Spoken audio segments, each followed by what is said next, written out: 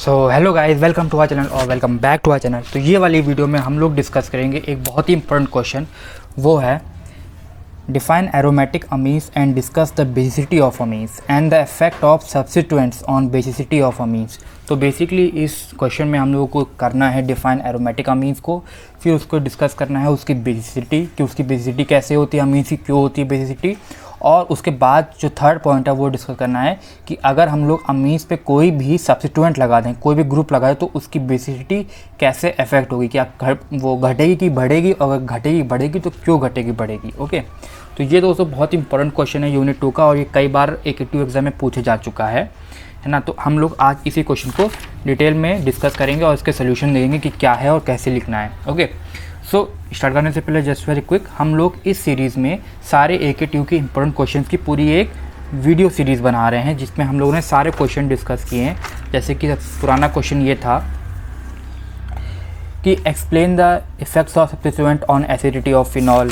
फिर हमारा next question था give the structure and preparation and chemical properties of benzoic acid, है ना। तो ये जो हम लोग सीरीज़ बना रहे हैं, इसमें यूनिट वाइज हम लोग इंपॉर्टेंट क्वेश्चन की सीरीज़ बना रहे हैं, और हम ये इंपॉर्टेंट क्वेश्चंस बहुत ही छानबीन के हम लोग ने निकाले हैं प्रीवियस AKTU के क्वेश्चन पेपर्स देख के। ओके, तो अगर आपको पुरानी वीडियोस देखनी है जैसे कि बेंजोइक एसिड की या पुराने क्वेश्चंस की, तो उन वीडियो की लिंक आपको यहाँ पे आ रही होगी आई कार्ड में। ओके, सो अब हम लोग शुरू करते हैं अपना ये क्वेश्चन कि एरोमेटिक अमीन्स को पहले डिफाइन करते हैं। ठीक है, तो करते हैं क्वेश्चन क्या है, आंसर क्या है। एरोमेटिक अमीन्स को सबसे पहले डिफाइन करेंगे।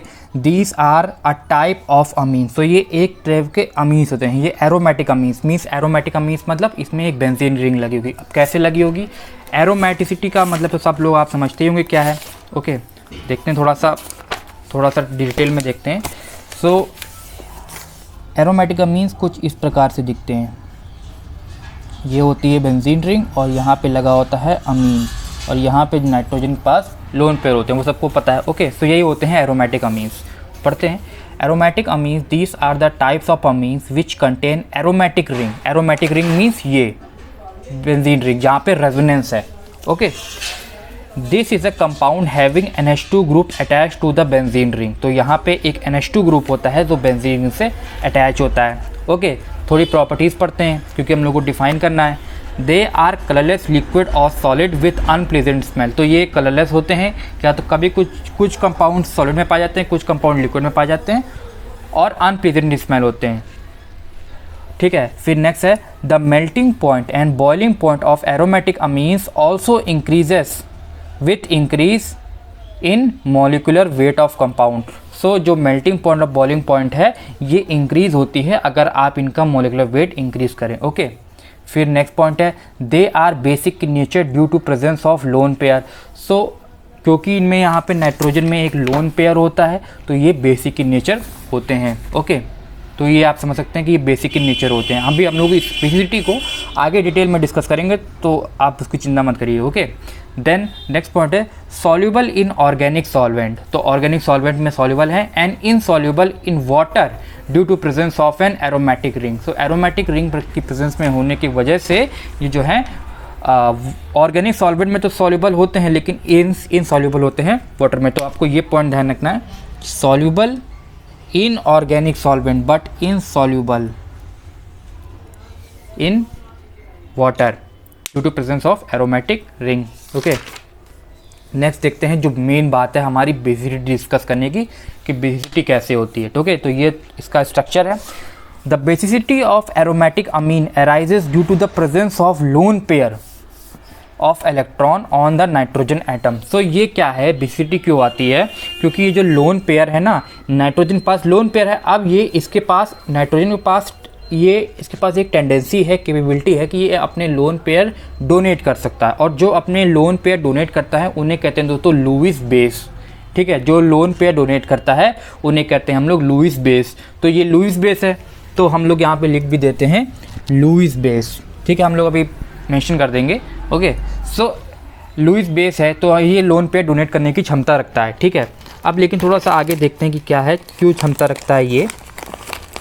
क्योंकि यहाँ पे दोस्तों जो लोन पेयर है आपका वो रेजोनेंस में इन्वॉल्व है। अब कैसे रेजोनेंस में इन्वॉल्व है, जरा ये देखिए, ये लोन पेयर इधर आता है ओके, ये लोन पेयर इधर आता है तो ये वाला बॉन्ड इधर जाता है, ठीक है। तो यहाँ पे देखिए लोन पेयर आ गया तो यहाँ पे डबल बॉन्ड आ गया, और ये यहाँ चला गया तो यहाँ पे माइनस आ गया। अब क्योंकि यहाँ से लोन पेयर गया तो यहाँ पे पॉजिटिव चार्ज आ गया, ठीक है। फिर और होता है, फिर ये जो नेगेटिव चार्ज है वो यहाँ आ जाता है, और ये जो वाला बॉन्ड है ये यहाँ आ जाता है। देखिए यहाँ पे नेगेटिव चार्ज आ गया और ये वाला बॉन्ड यहाँ आ गया। फिर क्या होता है दोस्तों, ये जो बॉन्ड, अब ये जो नेगेटिव चार्ज है वो यहाँ आ जाता है, और ये जो है ये यहाँ आ जाता है, तो ये यहाँ पे आ जाता है, और ये देखिए यहाँ तो बॉन्ड लग गया। फिर अब क्या होता है, ये जो नेगेटिव चार्ज होता है अब ये इधर आ जाता है, और ये जो डबल बॉन्ड है ये ऊपर चला जाता है अपने वापस। तो ये देखिए यहाँ पे डबल बॉन्ड वापस चला गया, तो यहाँ पे नाइट्रोजन से पॉजिटिव हट गया और यहाँ पे बॉन्ड आ गया। तो आप देख सकते हैं कि किस तरह से रेजोनेंस होता है। यहाँ पे बॉन्ड था तो ये यहाँ पे शिफ्ट हो गया, ये यहाँ था तो ये यहाँ शिफ्ट हो गया, और ये यहाँ था तो यहाँ शिफ्ट हो गया। इस तरह से यहाँ की इनकी रेजोनेंस होती है। तो दोस्तों देख सकते हैं कि जो रेजोनेंस के वजह से ये जो लोन पेयर है, ये रेजोनेंस में इन्वॉल्व है। देखिए ये यहाँ चला जा रहा है ना, तो यहाँ पे जो ये लोन पेयर है ये रेजोनेंस में इन्वॉल्व है, और क्योंकि ये रेजोनेंस में इन्वॉल्व है तो ये डोनेट जल्दी नहीं होता है। क्यों नहीं, है ना, समझ सकते हैं कि जब ये भाई ये लोन पेयर रेजोनेंस में इन्वॉल्व है तो ये बेचारा डोनेट कैसे होगा, ये तो यहाँ पे रेजोनेंस में इन्वॉल्व है, इसीलिए जो इनकी बेसिसिटी होती है वो थोड़ी सी कम होती है।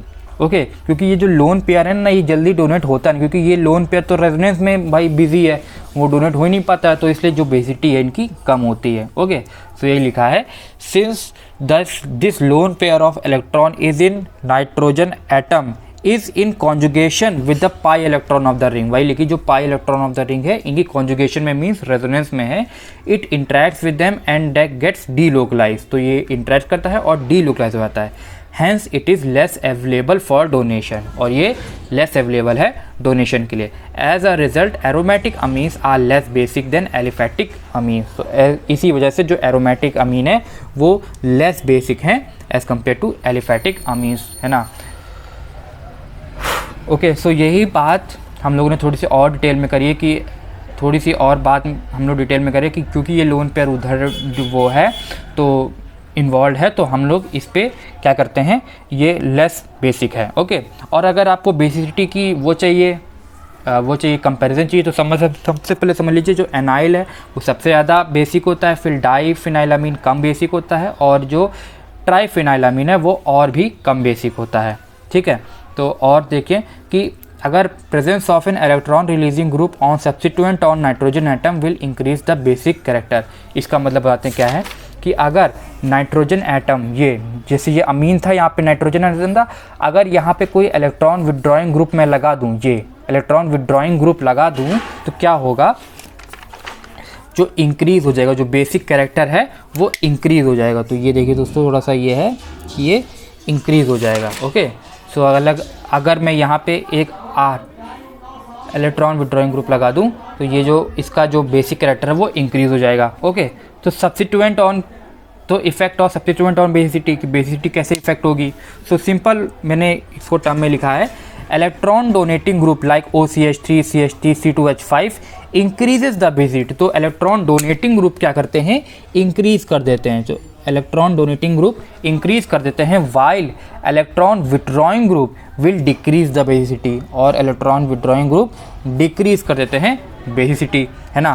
तो वही बात इसमें मैंने थोड़ी सी डिटेल में लिखी हुई है। ओके, और सबसे मेन इफेक्ट जो है हमारा वो इफेक्ट ऑफ रेजोनेंस का है, ठीक है। तो इफेक्ट ऑफ रेजोनेंस कैसे काम करता है, जो इलेक्ट्रॉन विड्रॉइंग ग्रुप होते हैं डिक्रीजेस द इलेक्ट्रॉन डेंसिटी, तो इलेक्ट्रॉन विड्रॉइंग ग्रुप ले लेते हैं इलेक्ट्रॉन, तो जो इलेक्ट्रॉन डेंसिटी है वो डिक्रीज हो जाती है। इलेक्ट्रॉन विड्रॉइंग ग्रुप मतलब क्या है, विड्रॉ मतलब ले लेना, तो बेंजीन से ये इलेक्ट्रॉन ले लेते हैं, तो क्योंकि इलेक्ट्रॉन ले लेते हैं तो जो इलेक्ट्रॉन डेंसिटी है वो डिक्रीज हो जाती है।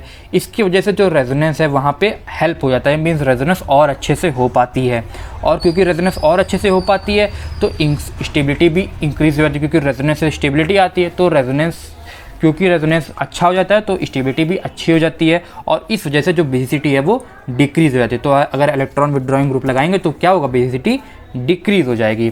ओके, और अगर इलेक्ट्रॉन डोनेटिंग ग्रुप लगेंगे तो क्या होगा दोस्तों, देखते हैं इससे क्या होगा, डोनेट मतलब कि दे रहे हैं, ये दे रहे हैं, तो इसकी वजह से इंक्रीज द इलेक्ट्रॉन डेंसिटी, ये इलेक्ट्रॉन डेंसिटी इंक्रीज हो जाती है। ओके, फिर क्या होता है डिफ़िकल्टी इन रेजोनेंस, तो रेजोनेंस होने में थोड़ा सा डिफ़िकल्टी होती है, इतनी अच्छे से रेजोनेंस नहीं हो पाता है। तो डिफ़िकल्टी रेजोनेंस में तो डिक्रीज़ स्टेबिलिटी हो जाती है, तो स्टेबिलिटी भी डिक्रीज़ हो जाती है। इसके वजह से जो है बेसिसिटी है वो इंक्रीज़ हो जाती है, तो बेसिसिटी है हमारी बढ़ जाती है। तो ये दोस्तों हमारे इफेक्ट हैं इलेक्ट्रॉन विदड्रॉइंग ग्रुप का और इलेक्ट्रॉन डोनेटिंग ग्रुप का। यही दोस्तों यहाँ पे भी बात लिखी हुई है हम लोगों ने, इलेक्ट्रॉन डोनेटिंग ग्रुप और यहाँ पे भी इलेक्ट्रॉन विदड्रॉइंग ग्रुप, जो हम लोगों ने पॉइंट वाइज लिखा है। तो दोस्तों ये था हमारा इस क्वेश्चन का आंसर। पहले हम लोगों ने डिफाइन किया एरोमेटिक अमीन्स क्या होता है, फिर बेसिसिटी ऑफ एरोमेटिक अमीन्स क्या होता है, और फिर हम लोगों ने डिस्कस किया effect on substituent on basicity of amine. Okay, thank you guys and stay tuned for next video.